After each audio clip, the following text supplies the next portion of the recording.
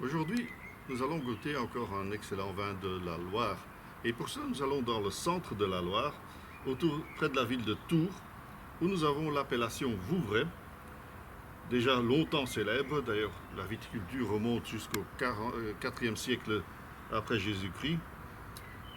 Le cépage roi et unique cépage admis dans l'appellation, c'est le chenin blanc, un cépage très intéressant qui permet aussi bien de faire des bons blancs secs que des demi-secs et des moelleux et des liquoreux. Mais l'appellation est aussi assez réputée depuis longtemps pour les créments, ou plutôt les mousseux faits à base de méthodes traditionnelles, donc avec fermentation en bouteille. Et le domaine dont nous allons goûter un excellent vin, c'est le domaine de la Châtaigneraie, qui est situé à Rochecorbon, mais qui a des vignobles, 15 hectares, aussi bien sur Rochecorbon que sur Parcé-Meslay.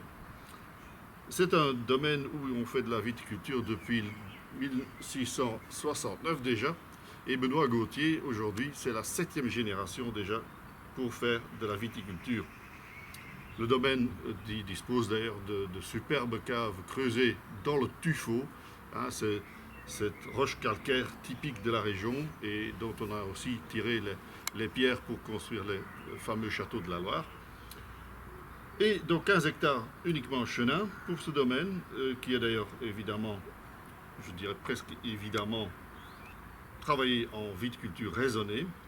Ici, les raisins sont cueillis manuellement, vendangés manuellement, et c'est un vin qui est élevé en barriques, pas des barriques neuves, mais des barriques de 3 à 5 ans, donc question de donner de la richesse au vin, de la complexité, pas vraiment le marquer par le bois. C'est une sélection parcellaire, ça vient donc du parcelle du même nom, Clos de la Lanterne, qui est situé le long de la Loire à Rochecorbon, sol argilo-calcaire, près d'ailleurs d'une tour fortifiée, d'où le nom Lanterne sans doute. Très belle couleur dorée déjà, assez intense. Nez très expressif, très complexe aussi. On a du miel, des notes florales de tilleul, mais aussi des notes épicées, un peu, des notes minérales, un peu pierre à fusil, légèrement. Très intéressant.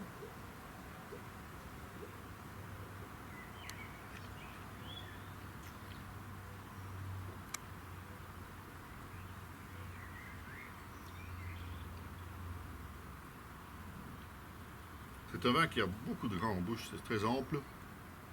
Il y a une belle fine touche d'acidité pour compenser. C'est très riche.